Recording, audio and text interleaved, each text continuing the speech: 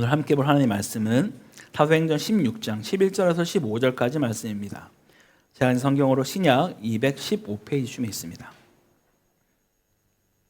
사도행전 16장 11절에서 15절까지입니다. 다 찾으셨으면 함께 한 절씩 교독하고 마지막은 합독하겠습니다. 제가 먼저 16장 11절 말씀 읽겠습니다. 우리가 드로아에서 배로 떠나 사모드라게로 직행하여 이튿날 네아폴리로 가고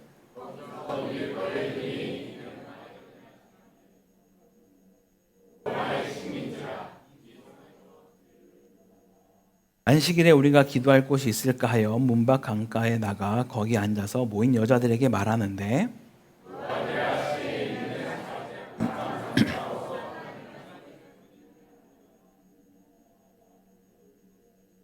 주께서 그 마음을 열어 바울의 말을 따르게 하신지라. 함께 읽겠습니다. 그와 그 집이 다 세례를 받고 우리에게 청하여 이르되 만일 나를 주 믿는 자로 알거든 내 집에 들어와 유하라 하고 강건하여 머물게 하니라. 아멘. 할렐루야. 오늘도 변함없이 말씀의 자리로, 은혜의 자리로 나오신 모든 성도님들에게 그리스도의 은혜와 평강이 가득하기를 간절히 소망합니다. 오늘은 그 어떤 때보다 좀 중요한 날입니다. 바로 행복축제를 위한 태신자 작정이 있는 날이기 때문입니다. 보통 우리가 태신자 작정을 할 때 새 생명을 품는다라는 표현을 많이 씁니다. 왜 그럴까요? 우리가 태신자를 작정한다는 것이 정말 말 그대로 한 생명을 품은 엄마의 그런 과정과 매우 흡사하기 때문입니다. 오늘 지금 우리가 하는 이 시간은 한 생명이 엄마의 뱃속에 생겨나 품게 되는 잉태를 하는 것이 바로 작정하는 것이죠. 우리가 영적으로 낳을 그 생명을 오늘 우리가 태신자를 작정함으로써 함께 품게 되는 것입니다.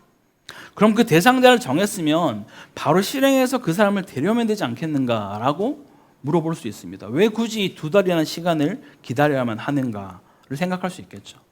여러분, 우리가 보통 뱃속에 아이가 생기면 바로 다음날 태어나거나 그러지 않죠. 보통 10개월 정도를 기다리게 됩니다. 이때 만약 산모가 먹을 것을 제대로 먹지 않고 제대로 태교도 하지 않고 나쁜 짓만 한다면 과연 그 생명이 잘 자랄 수 있을까요? 중간에 유산이 될 수도 있고 설령 출산까지 가더라도 온전하게 건강하게 태어나지 않을 수도 있고 잘 자라지 못할 수도 있다라는 것이죠. 그래서 우리는 이 10달의 시간을 정말 정성스럽게 몸에 좋은 것도 먹이고 좋은 것만 보고 느끼고 기도하면서 그 아이의 출산을 우리는 기다립니다. 마찬가지입니다. 우리가 오늘 생명을 품었다면 2달간은 공급하는 시간을 가지는 것이죠. 그 생명이 잘 자라날 수 있도록 육적인 공급이라면 연락도 하고 문자도 보내고 때로는 편지도 쓰고 작은 선물을 주기도 하고 같이 차도 마시고 또 밥도 먹으면서 잘 자랄 수 있도록 영양분을 공급해 주는 것이죠. 근데 이것은 영적 출산이기 때문에 이것만 하게 되면 부족합니다. 절대 출산할 수 없는 것이죠. 그래서 우리에게 가장 필요한 것은 영적 공급, 바로 기도입니다. 우리가 기도로 계속해서 이 영혼을 품지 않으면 절대 그 영혼의 마음을 움직일 수가 없다라는 것이죠. 오늘 이름 적으실 분 중에 어느 것 하나 쉬운 환경에 있는 분은 없을 거라 생각합니다. 아니, 인간적으로 불가능할 것 같은 그런 분들이 더 많을지도 모르겠습니다. 하지만 우리가 기도하고 사랑을 베풀고 품을 때 드디어 그 출산의 날, 행복축제 때 상상조차 할 수 없는 놀라운 축복의 영적 출산을 하게 되는 것입니다. 할렐루야. 그렇기 때문에 오늘 설교 작정한 그 시간이 정말로 중요합니다. 여러분, 단 한 분도 빠짐없이 빈칸 없이 5명을 쓰셔야 됩니다. 빈칸 없이 5명. 네. 정말 여러분이, 우리 중고등부는 지난주에 예비작정서를 가지고 함께 나눴었는데 여러분이 어떤 환경과 상황을 판단하실 필요는 없어요. 그건 하나님의 몫입니다. 이 사람은 뭐 이것 때문에 안 되고 저렇게 해서 안 되고 이거를 여러분이 제시할 필요가 없다라는 거예요. 이따가 잠깐 기도하는 시간도 가질 텐데요. 거룩한 부담감을 주는 사람이 있다면 쓰시면 됩니다. 하나님 일하십니다. 할렐루야.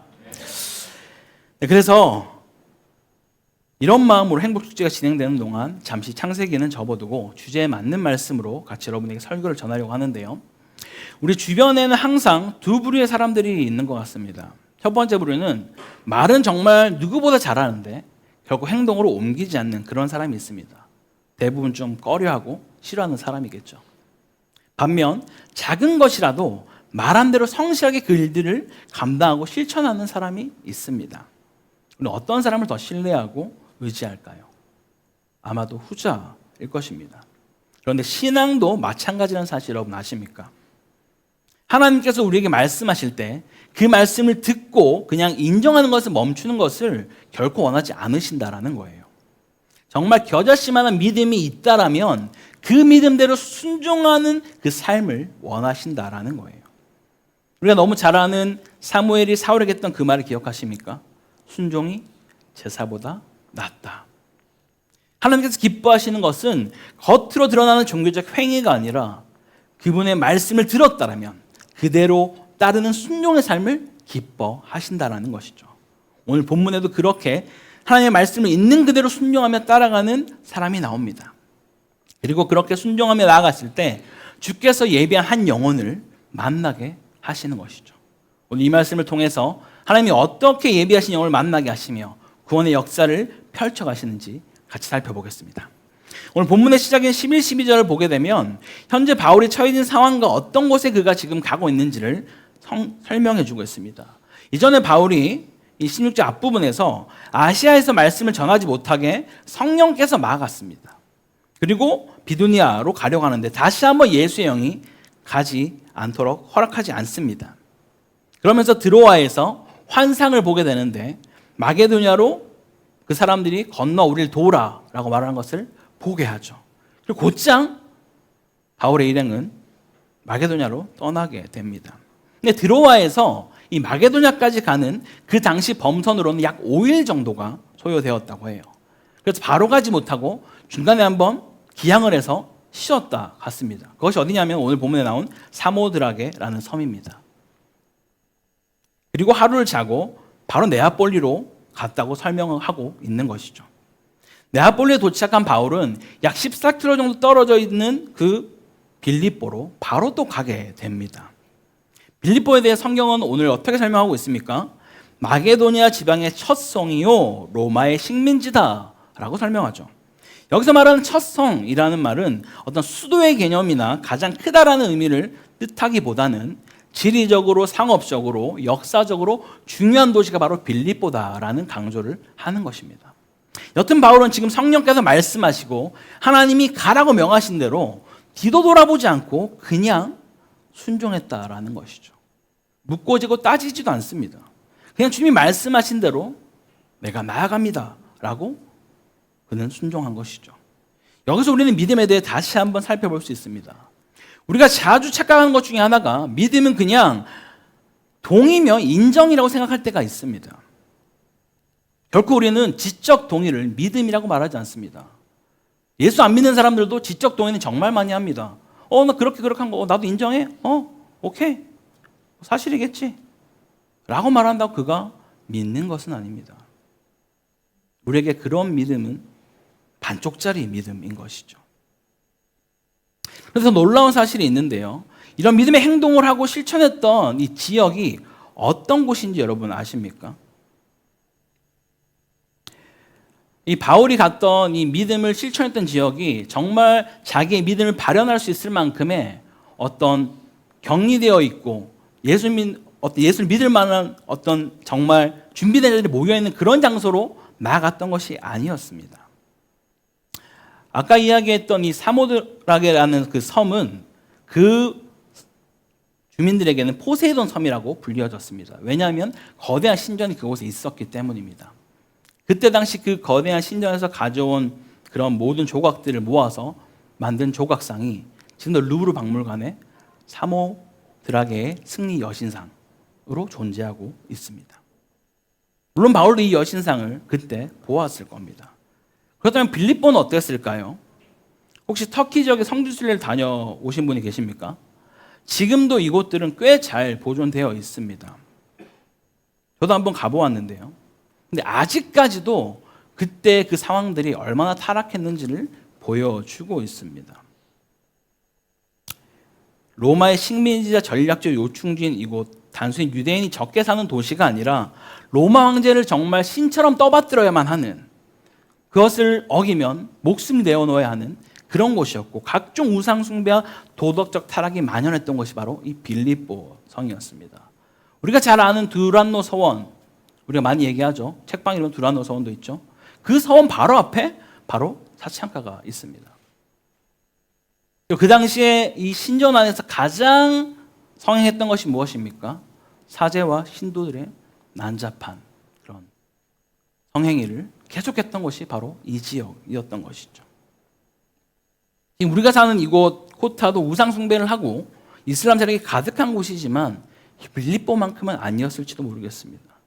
황제 숭배가 강요되고 다양한 이방 신들을 섬기던 도시였기에 유대교조차 뿌리 내리기 어려웠고 회당조차 찾아볼 수 없던 곳이 바로 이 빌립보였다라는 것이죠. 우리가 13절을 다시 한번 같이 읽어보도록 하겠습니다. 시작. 안식일에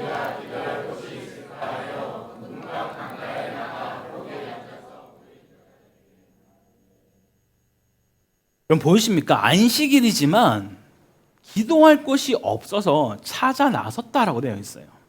보통 유대인들이 조금이라도 있다면은 그들 회당을 만들어서 거기에서 기도를 합니다. 근데 이 빌립보는 그런 회당조차 존재하지 않았던 영적으로 정말 침체되어 있는 그런 곳이었다라는 것이죠. 아마 지금 우리 중에 바울이 전해야 할 이 상황보다 더 악랄한 환경에 처해 있는 그런 태신자는 아마 없을 거라 생각합니다. 결코 순종할 만한 환경과 조건에서 지금 바울이 주의 말씀을 따라 이곳으로 이동한 것이 아니라는 거예요. 가야 하는 거리도 만만치 않았죠. 5일이라는 시간을 가야만 했고 중간에 들른 그 섬조차도 그냥 편히 쉴 수 있는 곳이 아니라 우상이 판을 치는 곳이었고 그나마 도착한 빌립보는 조금 나았으면 좋겠지만 우상 숭배, 황제 숭배까지 하지만 절대 살아남을 수 없는 바로 그곳. 유대인 회당조차 없는 그곳에 바울은 복음을 전하러 갔다라는 것입니다. 이런 상황에서 바울이 가장 먼저 했던 것이 무엇일까요? 그 지역을 분석하고 회중들을 다 면밀히 살펴보면서 어떻게 그들에게 접근해야 되는지 어떤 전략을 세웠을까요? 어떤 상황에서 어떤 아이템을 가지고 그들에게 접근해야 복음을 전할 수 있는지를 철저히 연구했습니까? 아닙니다. 아니에요. 방금 읽은 13절에 뭐라고 말을 하고 있습니까? 기도할 곳을 찾았다라고 되어 있죠. 바울이 지금 이곳에서 복음을 전하기 위해 가장 중요하게 여기는 것은 나의 어떠함을 준비하고 무장하는 것이 아니라 바로 기도하는 것이 가장 중요하다라고 그가 지금 고백하는 것이죠. 할렐루야. 우리가 지금 구약 성경을 통독하고 있는데요. 곧 왕들이 나오는 열왕기 상하와 역대 상하가 나오는데 그때 유다 왕 아사가 나올 때 한번 여러분 자세히 한번 읽어보십시오. 유다 왕 아사 때 구스 왕 세라가 100만 대군을 이끌고 유다 왕국을 침공하는 때가 있습니다. 그 대군과 맞서기 위해서 이 아사 왕의 군대는 58만 명뿐이었습니다. 수적으로 너무나 열세였던 것이죠. 거의 절반밖에 되지 않았습니다. 더욱이 상대에는 유다군에겐 없는 전차가 300대나 있는 그런 아주 막강한 군사들이었습니다. 이건 누가 봐도 전쟁의 결과는 뻔한 상황이었는데 이때 아사는 어떻게 하나님께 기도하신지 아십니까? 우리 같이 역대하 14장 11절을 함께 화면을 통해 읽어보겠습니다. 시작. 아사가 힘이 강한 자와 약한 자 사이에는 주밖에 도와줄 리가 없사오니 우리 하나님 여호와여 우리를 도우소서. 우리가 주를 의지하며 주의 이름을 의탁하옵고 이 많은 무리를 치러 왔나이다. 여호와여 주는 우리의 하나님이시오니 원하건대 사람이 주를 이기지 못하게 하옵소서 하였더니 아멘. 힘이 강한 자와 약한 자 사이에는 하나님밖에 도와주실 분이 없다라는 고백을 지금 아사왕이 하고 있는 것이죠. 인간적으로는 승리는커녕 죽지 않으면 정말 다행인 이런 상황 속에서 아사는 이렇게 강구하자 주님은 이 불가능을 가능케 하여서 이 전쟁을 이기게 하십니다. 근데 세월이 흘러 다시 한번 북이스라엘의 왕에게 공격을 아사가 또 받게 됩니다. 이때도 아사는 자신의 군사력이 이 바하사 왕보다 못하다는 것을 인지하고 있었어요. 근데 이전처럼 하나님께 기도하지 않았습니다. 오히려 자기가 가진 재산을 이용해서 재력을 이용해서 다른 나라 왕에게 그 돈을 보내어서 원군을 요청하는 그런 모습을 보이게 하는 것이죠. 하지만 아무런 소용이 없었습니다. 심지어 경고하는 선지자까지 너 이렇게 하면 안 돼, 기도해야 돼 라고 말하는 선지자를 잡아서 가둬버리는 그런 끔찍한 일까지 하고 맙니다. 물론 전쟁에 패하였습니다. 아사가 지금 무엇을 잘못했나요? 분명 그는 자기보다 강한 사람 앞에서 자신의 약함을 인정하고 하나님의 도우심을 구했습니다. 그런데 자기보다 강한 사람 앞에서 자신의 약함을 인정하면서도 자신이 지닌 것으로 그 약함을 극복할 수 있다라고 믿을 때는 철저히 하나님을 외면하고 찾지 않았다라는 거예요. 내가 할 수 있다라고 그는 믿었던 것이죠. 그런데 바울은 어땠습니까? 바울 또한 여러분 누구보다도 자신의 어떤 스펙에 아주 가득한 사람입니다. 다른 누구가 바울에게 너 따위가 감히 어디서 이런 말을 할 수 있는 사람이 아니에요. 모든 우리가 지금 시대로 말하면은 전 세계에서 가장 좋은 대학에 가장 뛰어난 교수의 수제자로 있는 자가 바울이었어요. 유대인 중에 유대인이었기 때문에 감히 누가 바울에게 손가락질하며 말할 수 있는 사람이 아무도 없었어요. 성경을 누구보다 잘 알고 있었죠. 그런데 나 바울이 너희에게 얘기한다 들어 라고 해도 될 만한 사람인 겁니다. 근데 바울은 전혀 그러지 않았다라는 거예요. 근데 그리스도의 십자가 외에는 난 모든 것을 배설물로 여기겠다라고 고백합니다. 또한 그는 자신의 약함이 바로 하나님의 강함이다 라고 고백까지 하죠. 그는 자신의 연약함까지도 자랑하는 자였습니다. 그 약함 중에 강하신 하나님을 붙들기 위해서 그가 선택한 것이 무엇인가요? 바로 기도입니다. 기도는 사도 바울처럼 하나님 앞에서 자신의 연약함을 자랑하는 것이 바로 기도입니다. 우리가 지금 태신자를 품고 간절히 해야 할 것이 무엇입니까? 앞으로 진행될 순서에 맞춰서 우리가 어떤 것들을 하는 것도 중요합니다. 하지만 훨씬 더 중요한 것이 바로 기도인 줄 믿습니다.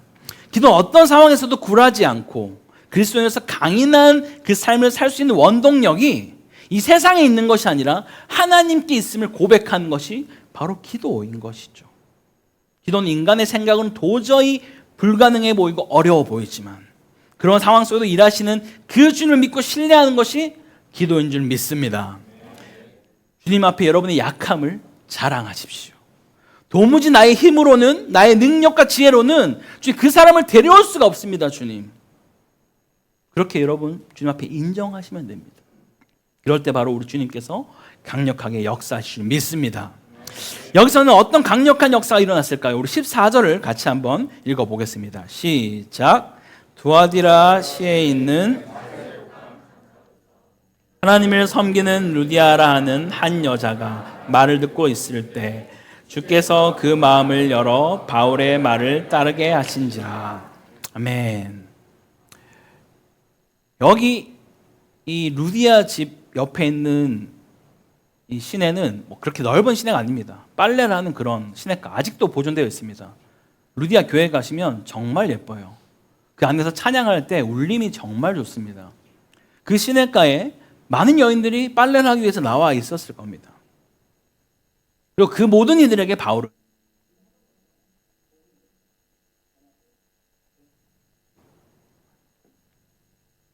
그런데 그때 단 한 명의 여인이 이 바울의 복음에 반응을 하게 된 것이죠. 여기서 하나님을 섬기는 이라는 말은 백부장 고넬료처럼 유대인의 영향을 받아서 하나님을 믿긴 하지만 예수 그리스도의 복음을 알지는 못하는 그런 이방인들을 말하는 표현입니다. 그 루디아가 지금 이 복음을 들었다라는 거예요. 이 또한 한 번 들은 것이 아니라 계속해서 집중해서 들었다라는 표현이 이 원어 안에 담겨져 있습니다. 어떻게 일이 가능했을까요, 여러분? 분명 다른 여인들도 있었지만 그 누구도 반응하지 않았는데 왜 루디아만 단 한마디 말도 놓치지 않고 경청하여 바울의 복음을 들은 것입니다. 왜요? 14절 하반부에 뭐라 적혀 있었나요? 주께서 그 마음을 열어 라고 되어 있는 것이죠. 다시요. 주께서 루디아의 마음을 열어 라고 되어 있다는 거예요. 지금 이 루디아의 마음을 누가 여셨습니까? 바로 성령께서 그 마음의 문을 열어주셨다라는 겁니다. 지금 루디아가 바울의 복음을 접하게 된 것이 그의 어떤 의지나 노력이 아니라 성령께서 그 일을 하셨다라고 성경 우리에게 강조하고 있습니다. 성령께서 루디아의 마음에 감동을 주셔서 그 마음이 열려 복음을 듣게 된 것이다 라고 말하는 것이죠. 여러분, 지금까지 흘러온 사건 중에서 단 하나라도 어긋난 것이 있었다면 지금 바울과 루디아가 만날 수 있었을까요? 바울이 그 환상을 보고 무슨 이런 꿈이 다 있지? 나 이대로 하지 않을래. 무슨 말도 안 돼. 나 지금 복음 전하러 빨리 아시아에도 가고 다 가야 되는데 계속 고집 부리면서 가지 않았다라면, 혹은 그 배를 타지 않았고 그 배가 5일 만에 가지 못했다라면, 바로 빌립보로 가지 않고 네아폴리 잠시 머물렀다라면, 그가 안식일에 기도할 곳을 찾으러 가지 않았다라면 결코 일은 일어날 수 없는 일이었습니다. 하나님께서 이 모든 것들을 계획하셔서 이 한 여인을 구원하기 위해 이 모든 일들을 인도하셨다라는 것이죠. 사랑하는 코타키나발 한인교회 성도 여러분, 오늘 우리는 태신자를 작정하기에 우리 마음의 태도와 각오는 어떠해야 하며 어떻게 준비하는지를 한번 살펴보았습니다. 내가 믿지도 않는 복음이요 예수님이라면 과연 우리가 그들 가운데 확신에 차서 복음을 전하거나 교회에 오라는 이야기를 할 수 있겠습니까? 없습니다. 그렇게 우리 먼저 하나님의 말씀, 복음을 믿어야 합니다. 믿는다는 것이 무엇인가요? 믿음은 내가 마음으로 인정하고 입으로 공포한 것을 실행하는 것이 믿음입니다. 할렐루야. 하나님의 말씀에 순종하시겠습니까? 그리고 그 순종이 가능하려면 어떤 준비를 해야 될까요? 바로 기도가 필요합니다. 우리는 기도 그 자리 가운데 순종하며 나아가야 된다라는 것이죠. 결코 우리의 능력과 힘으로 그 어떤 것도 우리는 할 수 없습니다. 우리가 기도할 때 불가능을 가능케 하시며 어떤 환경과 상황에 놓여있다 할지라도 주께서 일하실 줄 믿습니다. 그렇게 기도에 순종하면 어떤 기적이 일어납니까? 바로 지금까지 기다리고 기다렸던 주께서 예비한 그 한 영혼을 여러분 가운데 만나게 하는 것이죠. 전혀 들을 것 같지 않았고 쳐다도 안 볼 것 같았던 그 사람이 우리의 말에 귀를 기울이고 안 될 것 같았던 상황들이 열리는 것을 우리는 보게 되는 것입니다. 지금 바로 그 일들이 다른 누군가의 이야기가 아니라 우리의 이야기인 줄 믿습니다. 이와 같은 은혜가 여러분의 삶에, 가정에 넘쳐나기를 주님으로 간절히 축원합니다. 우리 함께 같이 말씀을 듣고 기도하기 원합니다. 우리가 교회를 다닌다고 해서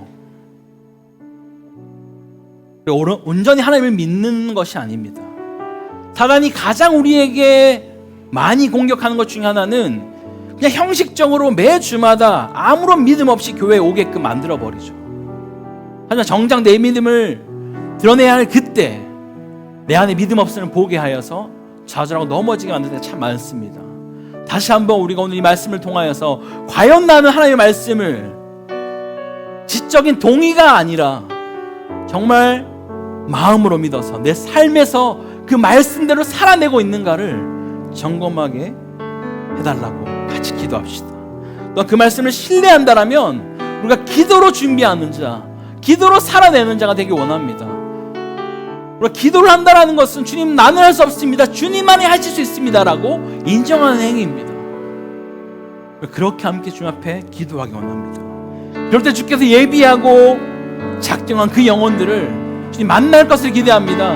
주님 나에게 말씀하여 주시고 깨닫게 하여 주셔서 비록 내가 오늘 잠깐 방문한 여행객이라 할지라도 우리 마음 가운데 생각나게 하는 그 사람을 내가 품고 그에게 복음을 전하고 교회로 초대할 수 있는 그런 은혜를, 그런 마음을 우리 가운데 부어달라고 우리 주님 한번 잡고 간절히 기도하겠습니다. 주여! 하나님 아버지 감사합니다. 아버지 오늘 함께 이 말씀을 통하여서 순종하면 됩니다라는 이 제목으로 같이 말씀을 나눴습니다. 주님께서 우리에게 말씀하실 때마다 우리가 그것을 의심하고 묻고 따지고 재워 나가는 것이 아니라 정말 주님 말씀하신 것이라면 정말 그것을 온전히 순종하여서 즉시 온전히 기쁘게 나갈 수 있는 복된 인생들로 주여 인도하여 주시옵소서. 그냥 지적인 동의에 머물러 있는 것이 아니라 그냥 선포한 것에 머물러 있는 것이 아니라 그 말씀대로 우리의 삶을 살아내는 그런 복된 인생들로 주여 인도하여 주시옵소서. 주님, 그래서 우리가 간절히 원하고 바라는 것은 그 모든 믿음의 삶 가운데 가장 중요한 것이 바로 기도인 줄 믿습니다. 아버지, 우리가 기도한다라는 것은 주님, 난 할 수 없습니다. 난 이렇게 연약합니다. 주님만이 하실 수 있습니다. 아버지, 내가 바라볼 때는 정말 말도 안 되는 상황이며 도무지 움직일 것 같지 않은 그런 사람이라 할지라도 주님이 일하시고 역사하실 때 그의 귀가 열리고 그의 마음이 열려서 그의 발걸음이 움직여져서 이곳까지 나와서 복음을 듣게 될 줄 믿습니다. 우리가 그 한 영혼을 품는 마음들을 우리 가운데 간절하게 부어주셔서 하나님 정말 이 행복주의를 통하여서 아버지 다시 한번 놀라 하나님의 은혜와 평강이 우리 코타 가운데 임할 수 있도록 주여 도우시고 인도하여 주시옵소서. 다른 누군가의 사명이 아니라 나의 사명인 줄 알고 믿고 나아가오니 우리 가운데 말씀하시고 깨닫게 하여 주시고 날마다 주님을 바라보며 의지할 수 있도록 인도하여 주시옵소서. 그렇게 하는 좀 찬양합니다. 역사하여 주시고 받아주시고 들어주시옵소서. 하나님 아버지, 오늘 이 시간 우리가 또 함께 사도행전 말씀을 통하여서 순종하면 됩니다 라는 제목으로 말씀 나눴습니다. 주님은 끊임없이 우리에게 순종이 제사보다 낫다라고 말씀하시며 우리에게 그 말씀대로 행하는 자 따르는 자가 얼마나 중요한지를 계속해서 말씀하고 있습니다. 주님, 혹여라도 지금까지 내 믿음이 지적인 동의에서만 머물렀다면 이제는 그 말씀을 믿는 대로 행하는 자로 살아가게 하여 주시옵소서. 지금 그렇게 우리가 말씀대로 살아가는 것이 내 힘으로는 불가능합니다. 주님, 그래서 주님 앞에 기도합니다. 주님 앞에 엎드립니다. 주님 앞에 간구합니다. 주님 앞에 구할 때마다 주님 신실하게 우리의 삶을 붙들어 주시고 주님 말씀대로 살아내는 복된 인생들로 우리 인도하여 주시옵소서. 주님, 우리의 눈으로 바라볼 때 그 환경과 상황이 너무나 열악하여서 어찌하여 저 사람을 내가 데려올 수 있을까라는 생각밖에 들지 않지만 우리가 기도할 때 주님께서 그의 마음을 여시고 그의 길을 열어주시고 그의 발걸음을 움직여주셔서 이곳까지 나올 수 있게 하심을 믿습니다. 주님, 그렇게 우리 가운데 거룩한 부담감을 주는 자를 품게 하시고 아버지 마음으로 기도하게 하셔서 결국 영적인 출산을 하게 되는 놀라운 은혜가 우리 가운데 있게 하여 주시옵소서. 그렇게 하여 주께 감사드리며 이 모든 것 살아계신 예수 그리스도의 이름으로 기도드립니다. 아멘.